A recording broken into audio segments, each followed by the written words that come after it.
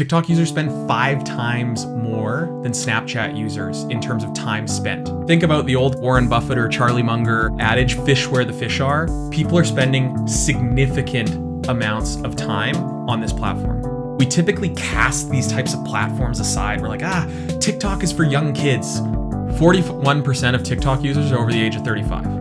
If you are going to spin up a TikTok shop, you need to have creators be a big part of your strategy. And a big piece of that is like affiliates, live streams. This was crazy to me. Live streams drove a quarter of sales. That's nuts. That behavior, that is something that I wouldn't associate with like American consumers to do. But then I go, no, Charlie, you idiot. For 40 years, what did we do? We did that on television.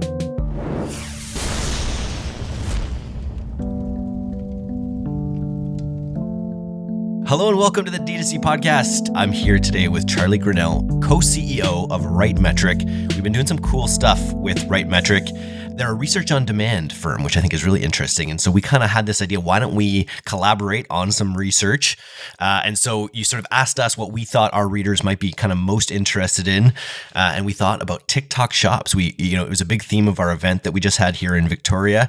We know that there are some entrepreneurs taking massive advantage of this platform. And we thought, who better to dig in on some of these like really intimate details of what's actually going on the platform, what's working, how big it is, how big of an opportunity it is, than our friends at RightMetric's. So Charlie, welcome to the DTC podcast. Hey, thanks for having me. It's good to be back. And I made sure to wear a green shirt because we're talking about money today, making money on TikTok shops. That's right. And you're also wearing green for those of you who cannot see him. Yeah. Well, that's a good point because you're going to be walking through this really in-depth report that you guys collaborated over the last, put together over the last 2-3 months kind of thing. It's been a real labor of love. So you're going to want to either go to Spotify, find us on Spotify, or find us on YouTube, where you'll get this full piece. We'll also have this available for download through the DTC newsletter that you can download the whole thing and check it out. But Charlie, I'm just kind of, I've got some color I'll kind of add in here and there, but otherwise I'll kind of turn it over to you and let you walk through the research. Cool. I think when we talk about TikTok Shop and it's kind of been this black box, right? Like that's what we were talking about in what were we going to create. And everyone's heard about TikTok and everybody in the e-commerce space has heard about TikTok Shop. But when we kind of set out to dig into this, we couldn't really find much. So that's really when our team was like, okay, you know what? We're going to sit down and like dig into all of our different data sources, or as I like to say, have the nerds go deep. And so that's really what we're going to kind of talk about today. So there's a lot in here. We're not going to be able to get through all of it. So, definitely download a copy of this by going into the show notes and dig into it. But yeah, I think today we want to kind of talk through the high level things that we saw in this. So when we think about kind of TikTok Shop at a high level, just a little bit of 101, it was rolled out in the US in 2023. And I think the big thing here is it's merging entertainment and commerce like never before. And one of the things I just want to call out is like, we've all heard social commerce, right? We've heard this idea of like, okay, you can shop on Instagram, you can shop on Facebook, you can kind of shop in all these places, but it hasn't really stuck, right? That's, I think, something that has been like pretty interesting is like, it just hadn't really stuck. And so what we noticed when we started to dig into this was in the US alone, in summer of 2024. So all of the data that we're going to show you in this is from the summer of 2024 in the US alone. It did over $1.5 billion in sales. And so for us, that was one of the things that was really like, hey, you know what? This is actually a signal for an opportunity to go, hey, if you're in a specific industry or category, and you're going to see those categories as we go through this, TikTok Shop might be something worth kind of digging into. So that was kind of like setting the stage, so to speak. And in terms of like just kind of like the 3 main entities selling on the platform, it's really 3 kind of things: creators selling their own products, creators selling a brand's products, or brands selling their own products. Those are kind of like the 3 buckets in terms of like who is active on the platform today. And there's kind of these 3 main ways to sell. First one being shoppable live streams, so tagging products in real time, during live events. There's creator videos, so embedding links on content to drive kind of seamless shopping to a for you kind of like shopping feed. And then digital storefronts. And this is really like what we've seen kind of the other social platforms do, right? Where you can kind of upload your entire inventory and everything into a storefront, and then people can kind of come there and buy. And so when we look at TikTok Shop versus the rest, this is something that we really wanted to dig into. And I think there's some fascinating stats here that made our team pause and just go, whoa, we think there's an opportunity here. And so the first one was that TikTok does attract a younger audience, right? So, 18 to 24 is kind of 29% of their audience. 25 to 34 is 30% of the audience.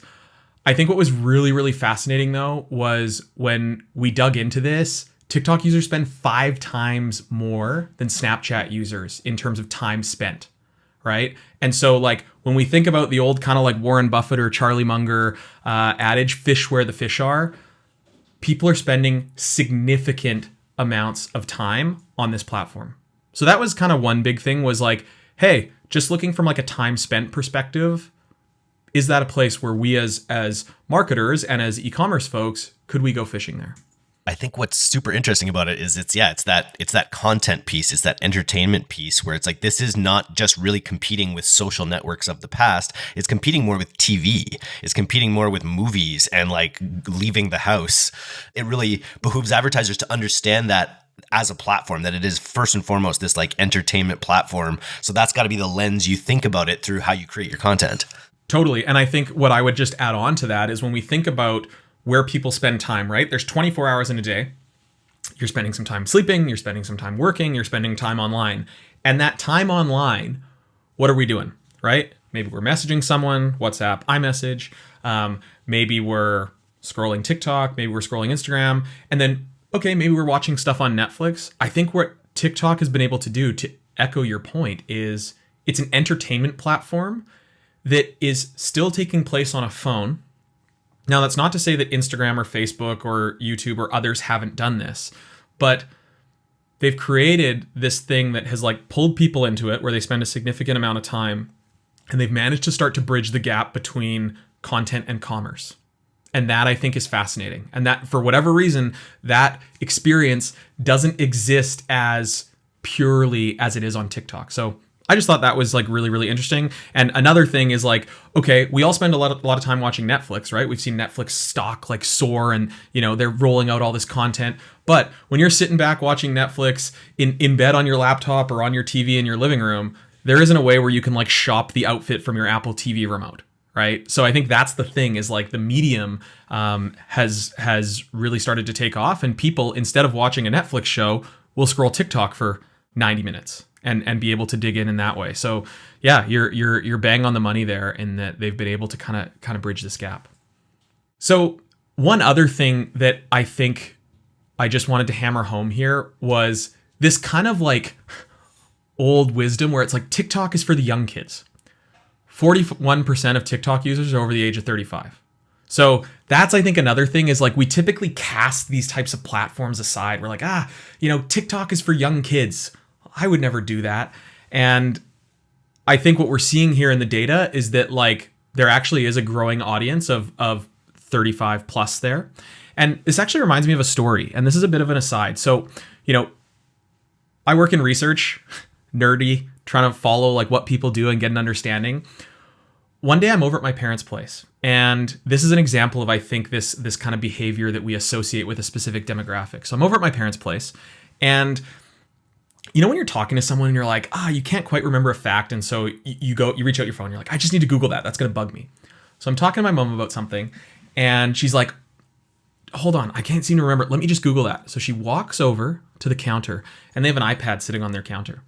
And she walks over, and me being like the dorky, researcher, I'm kind of sitting back and watching her.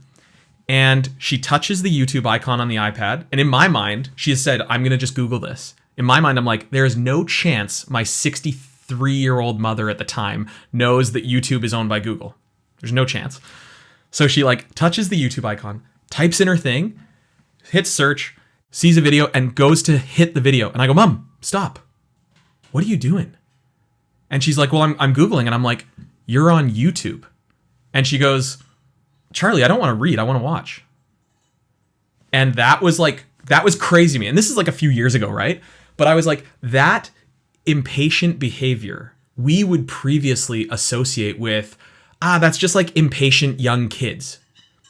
Here's my 63-year-old mom proving that wrong, right? I think it's this behavior that doesn't necessarily link just to a demographic. It links to all of us. So that's that story. Why that's relevant to this is, hey, it's not just this Gen Z only kind of stereotype. It is a valuable platform that has diverse age segments with varied buying power across the board. So that's just kind of another thing to think about. Yeah, it's got me hooked. It's definitely my number one, content consumption channel, probably, except for maybe podcasts. I feel like I listen to a lot of podcasts. Yeah, I listen to a lot of podcasts too. But it's interesting, right? Like it's something where, hey, we're spending a significant amount of time. And so when I think about that, when we talk about spending a significant amount of time, TikTok users spend 61% more time per session than other platforms, right? And this extended kind of engagement creates a larger window to showcase products, tell stories, etc. And I think what's wild here when I look at this graph is it's like 2-to-1 versus other big platforms, right? And so that's another kind of key thing here. It's not that people aren't spending time on Meta or Facebook or Instagram or Pinterest or Snap. They're still absolutely spending time there. So the overarching narrative here isn't kill all those other channels. The key takeaway here is they're spending more time on TikTok. And this, again, is another signal to, hey, should we actually experiment spinning up a shop and see what we can get, right? This to me is like overwhelming data where it's like, this is worth a try. This is worth a test. This is worth a hypothesis. So, when I saw this, I was quite surprised to see how high it had gotten, because I think since TikTok has kind of come onto the scene, so many people, and we get this all the time from different customers of ours. Okay, now that Facebook's dead, what are we doing? And it's like, well, it's not dead. There's still a ton of people spending a ton of time there, right? But I just thought it was really, really interesting when we look at this kind of time spent per session and you break it down in this way. Yeah, people are spending a significant amount of time on TikTok. And to go back to the Munger and Buffett adage, fish where the fish are. 100%. And I just was looking it up. And so Meta is, I hear the refrain from big CBG D2C brands that are trying to scale, that just Facebook just has that, it has the scale, and it does. I was just looking, it was 2.8 billion users versus 1 billion users. But that's not like, I remember looking at that before, and it was like a fraction as opposed to like half, or basically where it's at now, like a third where it's at now. So, but it does require, it's interesting that people are spending so much more time on it, indicates that it's like a different beast a little bit as well, right? Like in how people are using it and what people expect from it and what they expect from brands on it, probably.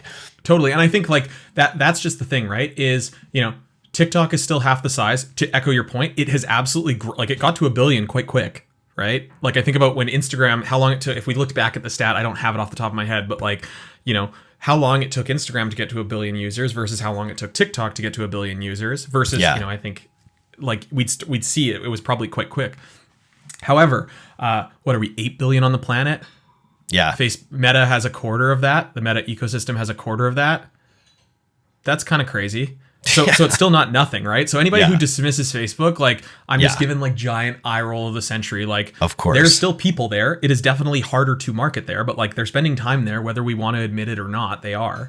But to your point, like, hey, this is a channel that has seen rapid growth. It's seeing really, really sticky engagement. It's created an experience that like pulls people in, and it's addicting, right? So I've learned so much about myself, how much I love power washing time lapse videos. File that under things I didn't know that I would like to learn about.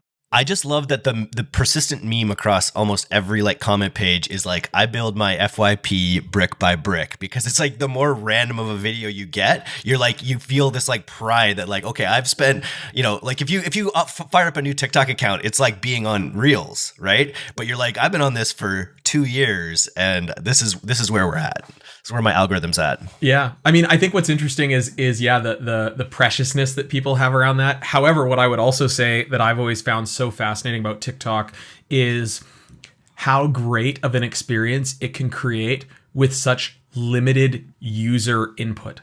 So when we take a step back, when we think about Facebook, when we think about, Twitter, Instagram, all these different platforms, historically, for them to build that experience we all had to create an account.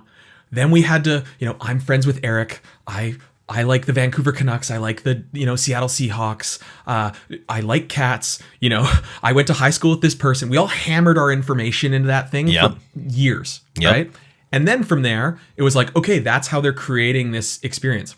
What's fascinating is on TikTok, literally dwell time, how quick you're swiping past, how many times you're replaying, and its algorithmic ability to take an assumption about you based on something that you're watching maybe 2-3 times and find something similar in a way that delights is wild. It is. Right? And so this is why I bring that up is I think we're going to start to see that impact things not only from an entertainment perspective, but from a commercial perspective.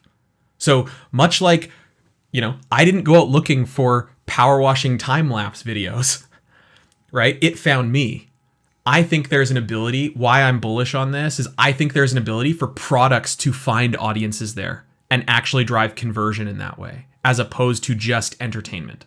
I think they must have some sort of facial recognition going on. If they're looking directly at my face and they know you can just see all the micro expressions. I was actually on a Danish information policy website one time, and it actually overlaid an image of your face with 1,000 lines on it, and it showed all the the tens of thousands of micro numbers that were being captured about every one of your micro expressions. I don't know that TikTok's doing that for sure, but it's really interesting to think about how much you could actually glean from micro expressions on a face.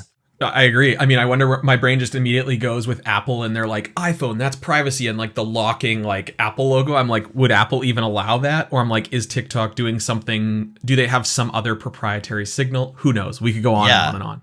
They did pay a lawsuit. They paid a $92 million lawsuit that was people that were using. Yeah, the people sued them for using facial recognition software incorrectly. I just Googled. There you go. So there you go. There you go. Crazy. Nice. Crazy. Anyway. Time spent. So this is just a bit more detail in terms of daily. So what we were looking at before was we were looking at time spent per session. And then this is daily, right? So, again, I go back to there's 24 hours in a day. One of those hours is spent on Instagram and one of those hours is spent on Facebook. 1.5 of those hours is spent on TikTok. Mm-hmm. And so again, when you start to think of supply and demand here, right? There's only 24 hours in the day. And so, yeah, Facebook, Instagram, there's an hour there, but for TikTok to kind of move them out of the way and be like, sup nerds, I'm here. And for them to kind of get to the top of that, yeah, it's pretty impressive, right? And we're looking at this time frame is January of 2023 to September of this year. So, this isn't just looking back historically. This is quite recent. And this is we're what's seeing now that kind of grow. Yeah, definitely pretty interesting. So that's kind of on the time spent side of things. I think in this case, we're going to breeze through this pretty quickly. I'm not going to go into detail in every single one of these categories because I think you should definitely download the report and dig into it. It's 50 pages or something. But what I want to just show is kind of what is included in this section as a little bit of a teaser.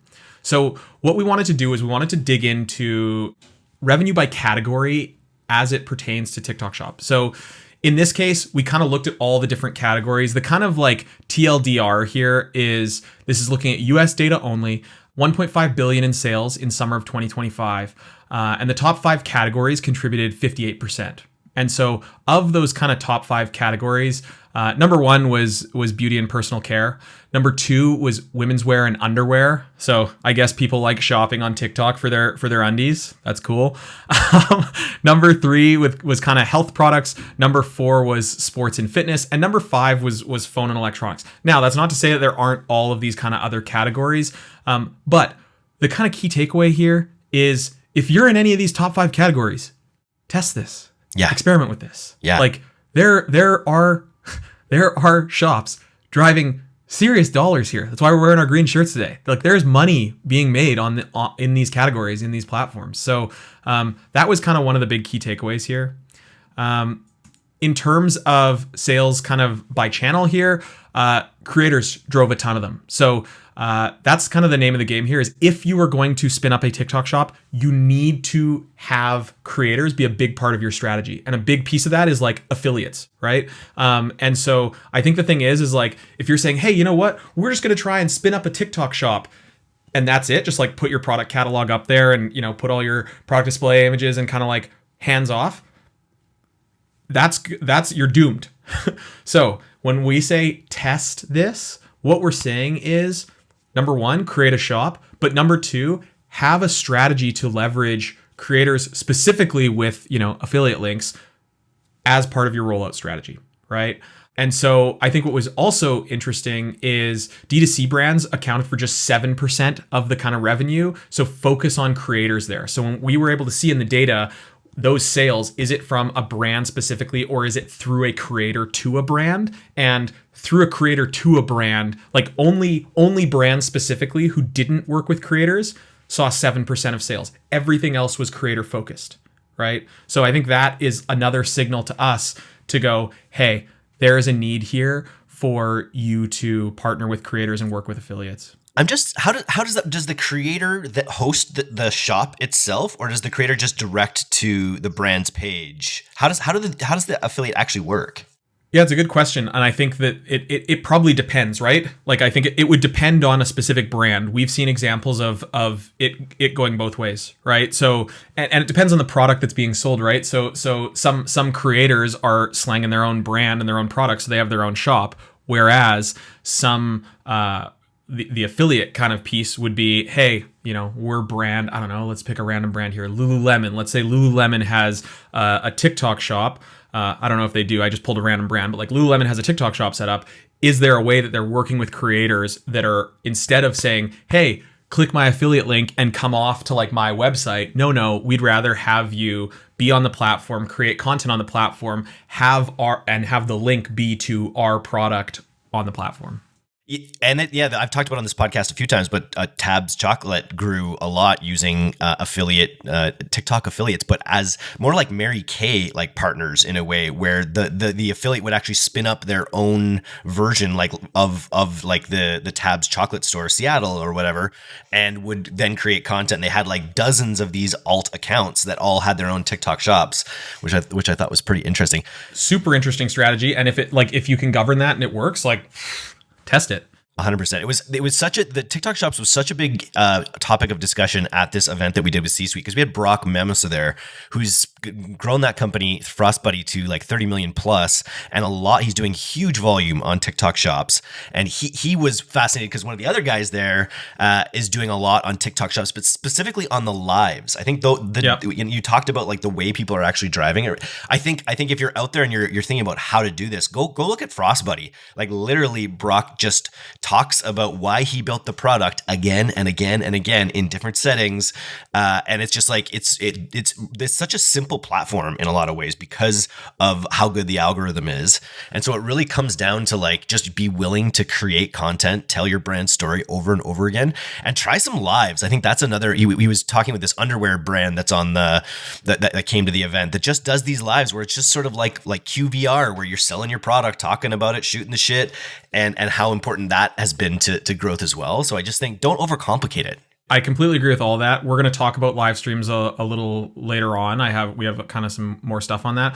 One of the things also is in the report, you can actually click to view a lot of these examples. So anytime there's, screenshots here in the bottom, you can actually click and link out to see what we're talking about. So it's like, hey, this is doing 5 million views and it did, 100,000 in revenue. That's the one on the right. The one in the middle did 13 million views and did 338,000 in revenue and sold 11,000 units.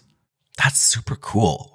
I didn't realize actually we were going that deep down into like dollar figures views. That's interesting. Yeah. It's very, very deep. So what I would say is like, that's why you should download the thing to just dig into that. And you can click out and you can watch the content yourself, right? And when you're watching that content, think about how it's produced. Think about the way it's shot. Think about the brief that they gave to the creator. Think about all of those specific things. I want it shot in this way.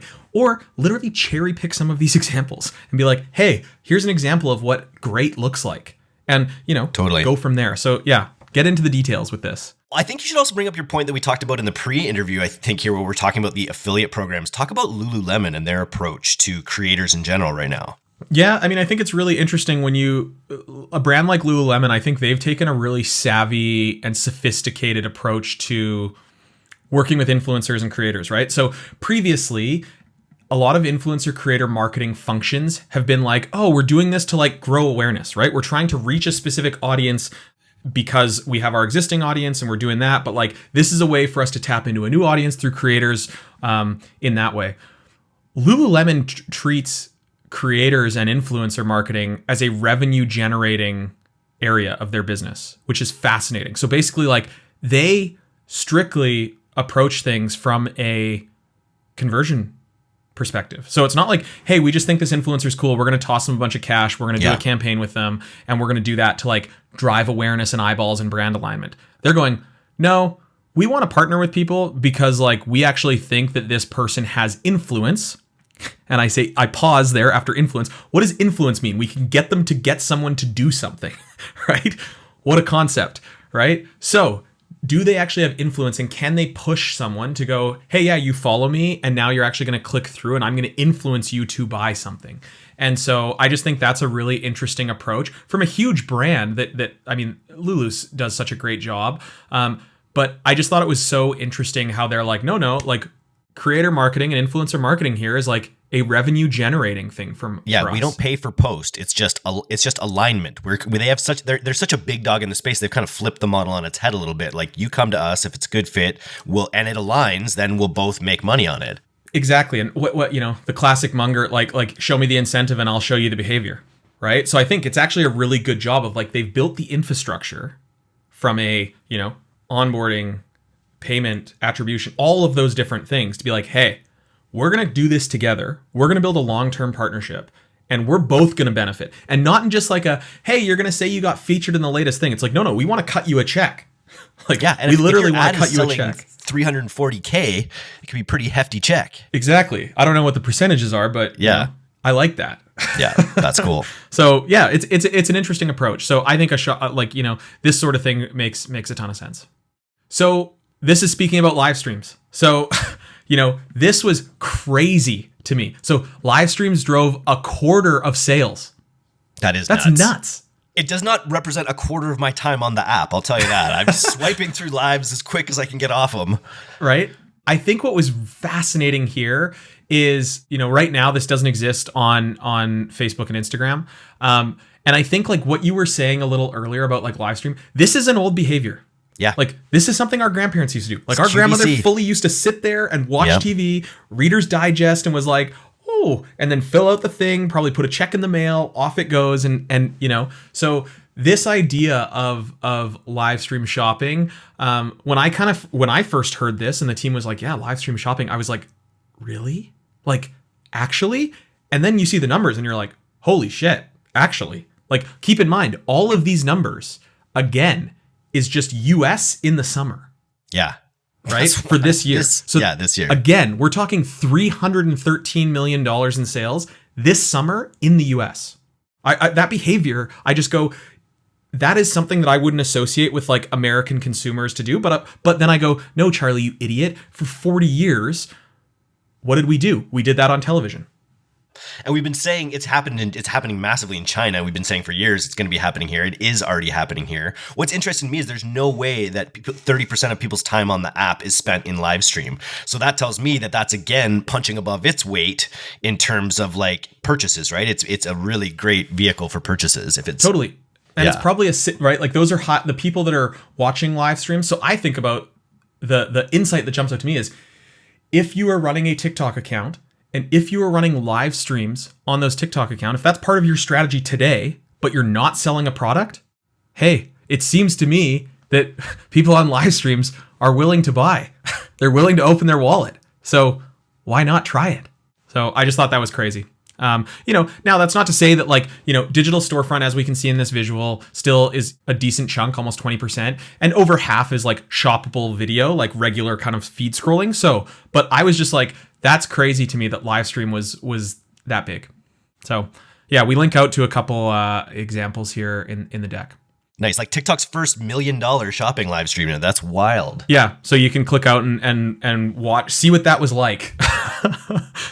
So this is the category spotlight. So I actually misspoke a little earlier. This is going to be the like detailed nitty gritty in each category. So what I'm going to do is I'm actually just going to go through one category, show the types of slides so that you can kind of see. And then if you want to download and go into your specific category, you can check it out. We did this for the top 5.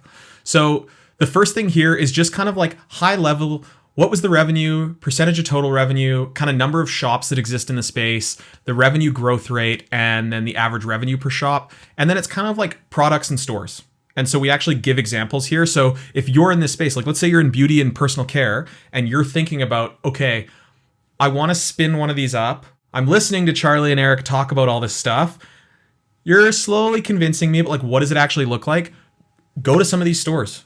Just check them out. See what they're, because here you can kind of see like, what are they doing in terms of revenue? What's the average unit price, items sold, all of that. And then specifically products. So like in this one on the left, it's Go Pure neck cream. Go watch some videos about how creators are creating that content. This is kind of like a into the weeds a little bit for you to kind of dig into, but it can be really, really useful to kind of fuel your own kind of additional research. Hugely valuable. I think this is going to be the podcast, the report that launches 1,000 TikTok shops. Let's go. Let's see. You and I need to be getting some of that affiliate cash. That's the problem. Right. So that instead of green shirts, we could be wearing like gold shirts, maybe. Yeah, gold-plated diapers. Gold-plated diapers? That's Christopher Walken from the Cowbell SNL skit. I'm in. Okay. We have kind of category metrics at a high level. Then we also give examples of like the highest grossing videos. So again, click out. You can see what this content is like.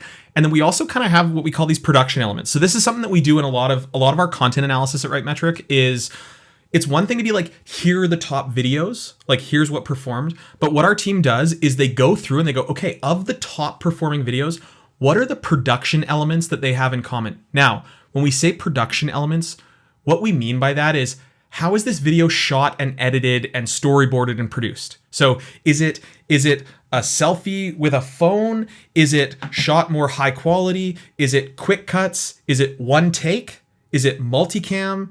Is it, music, all of that sort of stuff. Like we get very, very specific because if you can start to isolate, hey, these are the top 50 videos on this channel or this platform or whatever, you can kind of start to build a checklist. They all have these things in common. So make sure that when you're producing something to give your content the best chance at being effective, have these things in common. So this is just kind of, we do this for each category at a high level here, and you can click in and we have kind of 3 examples. So this is gold. That's the kind of content like nerdy deep dive thing. And obviously we're not going to go too deep because we'll let people get their own version and go as deep as they want. And then, we do this for different categories, right? So it's basically category metrics and content. So what we're trying to help steer is like bridging the gap between that content and commerce kind of, separation. And the idea is to pull them together, right? Can you actually ace content and have that pull people closer from a commerce perspective? So we do that for women's wear and underwear. We do that for health. We do that for sports and fitness. We do that for phones and electronics. And then there's kind of this 1-minute gist that I kind of want to dig into here. So I think the big thing that I would pay attention to here is obviously we have the kind of category breakdown of what's driving the most. What was fascinating was across all the top categories, no big brands are there. No big brands. Like that was crazy to us. That is wild. Yeah. There's $1.5 billion being spent here. Not a big brand in sight. And so I think this is like a huge, huge potential first mover advantage for if you're a smaller business. So just wanted to call that out. I just thought that was really, really interesting. Yeah, that's pretty rare, I feel like. I don't know. That's just it's a signal, right? Like that's I think the thing with this is like, there's no kind of right or wrong answer here, but we're just going like, hey, that was kind of shocking to us. Like when we looked through all of those kind of like top earning, top performing, we were expecting to see kind of like some familiar brands and we didn't really. And that was just really interesting. So that's kind of the 1-minute gist from like the category side of things. And then in terms of like the production elements, a few things. Number 1, the product name is rarely mentioned. And the reason behind this, our hypothesis is TikTok has super, super strict trademark rules. And so what creators are doing is they're redirecting viewers to links. So I thought that was kind of interesting. It's like they're not saying the thing out loud because TikTok's algorithm is going to flag that and the content can be pulled down. So that was interesting. The second thing was that video is just such a great way to build trust, right? I think about like we've all gone to a product display page and cool, there's images and stuff there, but like show me somebody talking about it. And like we've seen this on other platforms, right? Reviews have taken off, right? That's how all of the biggest YouTubers in the world exist, is they're reviewing things. And then I think the last thing is actually showcasing product usage. So don't just like hold this and be like, here's how I do it. It's like, no, if it's cream, put the cream on. If it's undies, model the undies, whatever. So I think that was just another thing from a production perspective is showing the product. So we're going to switch gears here. I want to talk about the like potential gotchas. So we've been kind of, everything is rainbows and unicorns here. We need to kind of like talk about like the cautions before launching a shop. So first one is they have zero tolerance for anything related to legal stuff, right? So anything related to trademark infringement, patents, like all of that sort of stuff. And people have probably seen this across other platforms. It's driven by an algorithm. And so what that means is if you get banned or whatever, you're probably not going to be able to talk to a human. So that's why we're like, hey, just like be careful, because it's literally going to just be like an instant ban and like you're done. So I think about what does that mean from a brand perspective if we're trying to spin up a shop there? Like you can't just like cowboy this and like get after it and like whatever, because like it's not like you're just gonna like phone up TikTok and be like, please, like there's this context and nuance and blah blah blah blah. And like I've had friends who have had to deal with that with Meta, locked out of their accounts, and they're like, nope, bye, off you go. And you're like, holy crap. So that I think is a big thing, is like with the geopolitical landscape of all the stuff that's going on around TikTok, they know they're a target, so they are being hyper conservative to their business, which means like anything that could potentially put them in a negative light, they are just like zero tolerance. So that's that. Another one that was kind of interesting is US-based shops cannot use international suppliers. And so violations lead to automatic bans. So that's actually pretty interesting. Orders must ship via US-based carriers and match the address that's listed in the seller center. So again, this is like as you're setting up. That's pretty interesting. And then this third thing that I want to call out is fulfillment deadlines. All orders must ship within 3 days or sellers risk penalties and bans. So this is interesting from like a experience perspective, because like this is TikTok trying to be like an Amazon, to be like, people want stuff fast. Like what they don't want is a crappy experience. Hey, I saw this thing on TikTok, I bought it and I didn't get it for 2 months. Yeah. But I just thought it's fascinating that they're actually like enforcing it downstream.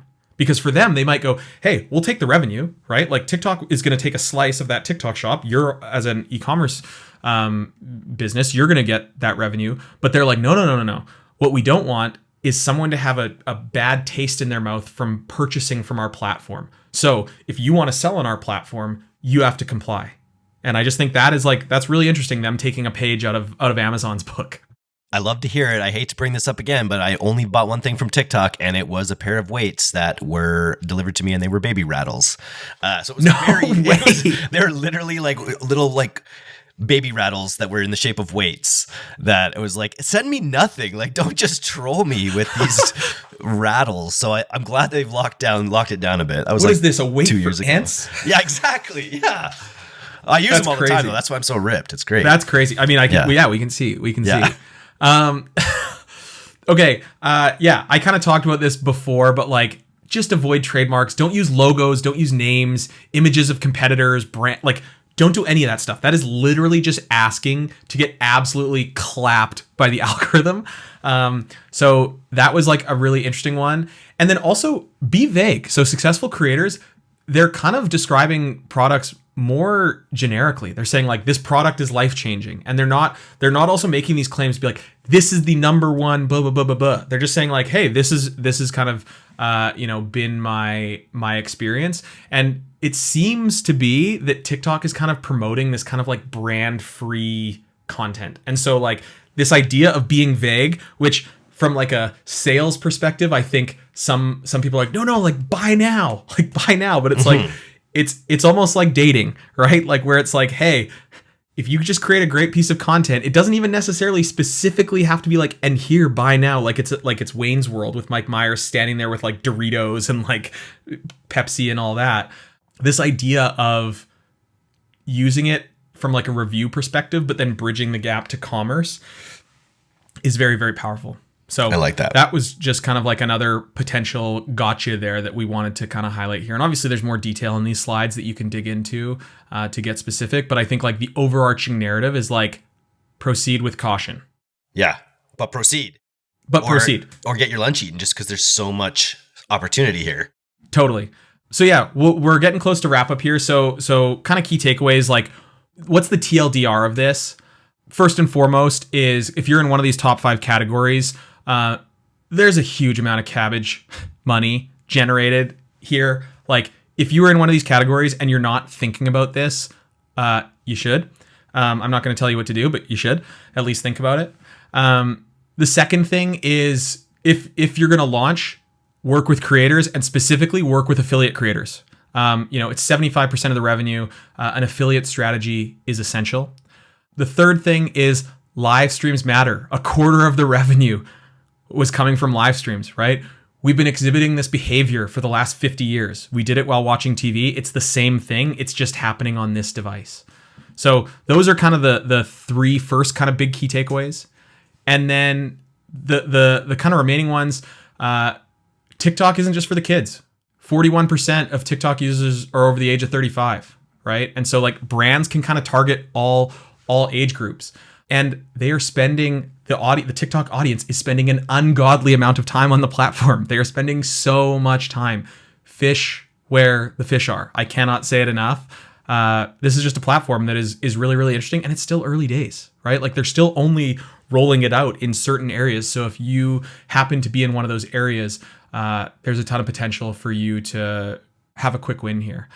And even if you're in ones they're not, like Canada, there are workarounds. You've been talking about it with Dave on the Pilot House side, and there's workarounds really where you're just using the ad tools because you can still access it all through the ad tools. Essentially, you can access TikTok Shops, but you just can't experience the shop when you're not in Canada. So you can also use VPNs to handle that aspect of it. Yeah. But it's incredible opportunity. And I really think this top 5 videos, creator videos from each category is like the real gold for active operators in this place that can just go and scan those and synthesize something, Totally. And so I think like in this, again, each of these are clickable on this like last key takeaways page. So like click in, start to get a flavor of like, what is that? There's a lot that can be learned there. And I completely agree. Like, I think, it's one thing here for me to yell at you with a bunch of data to say like, people are spending time here.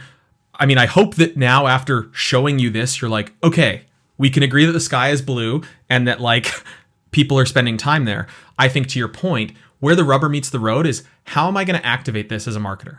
How am I going to activate this and actually, where does the rubber meet the road? What kind of content am I going to create? And the good news is we've included a bunch of examples in here. And then even more, it's like, okay, well, what type of SKUs tend to do well by category? We've included that in here. So like all of these sorts of things that like these can be a lot of inputs and like literally test with some of those things. Like that's kind of how you can get started. And so just kind of last slide here is we just kind of have an overview of like where all the data is from. It's from a bunch of different places. And yeah, they'll be able to download this kind of wherever. And I'm sure that you're probably going to get a bunch of emails with questions. And yeah, we're always happy to nerd out on this stuff. Yeah, so you should follow Charlie, I guess, on LinkedIn. Is that where you're active? Yeah, LinkedIn is where I'm most active. Yeah, because this is going to be an ongoing thing. I think we're super excited to launch this report. And we'd love you to hit us up with any questions. You can email me or LinkedIn me or whatever, along with Charlie. And I'd also love to know like what else you'd like the D2C listener. First of all, you can always go to RightMetric.com if you actually want to spin up some of your own custom research. I think that's a cool opportunity for people in this audience. But if you want to hear another like D2C RightMetric report, then email us and let us know what you want us to cover. We have ideas about covering how people are using AI.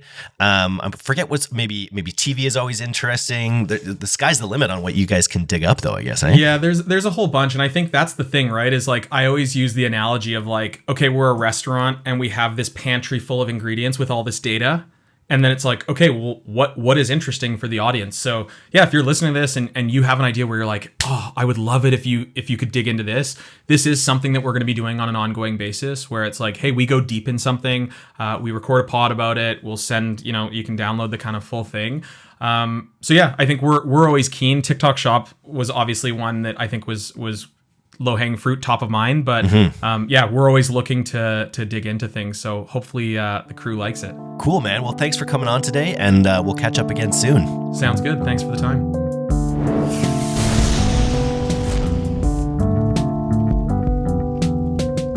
Thanks so much for listening to today's episode. If you're not a subscriber to our newsletter, you can do that right now at directtoconsumer.co. I'm Eric Dick, and this has been the D2C Podcast. We'll see you next time.